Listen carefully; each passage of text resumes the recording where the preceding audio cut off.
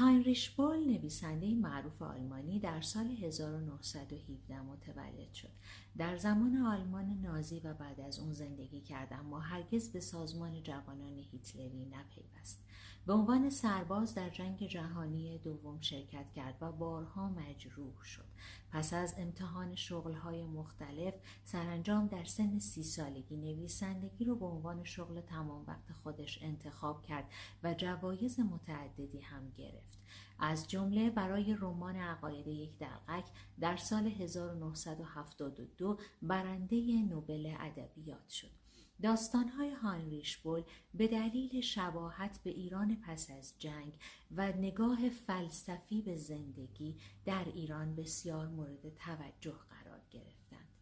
در کتاب عقاید یک دلقک با جوانی روبرو هستیم که معشوقش به خاطر عقاید مذهبی اون رو ترک میکنه و با مردی که دارای نفوذ مذهبی و سیاسی بالایی هست وارد رابطه میشه.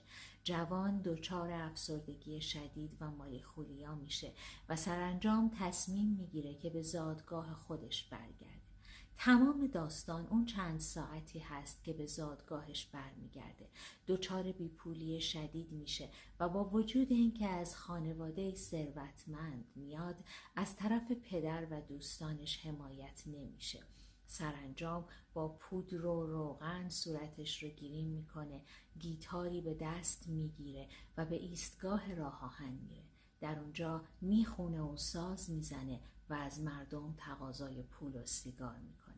بهتون پیشنهاد میکنم این رمان زیبا رو حتما بخونید، رمانی که دارای احساسات آشنایی هست.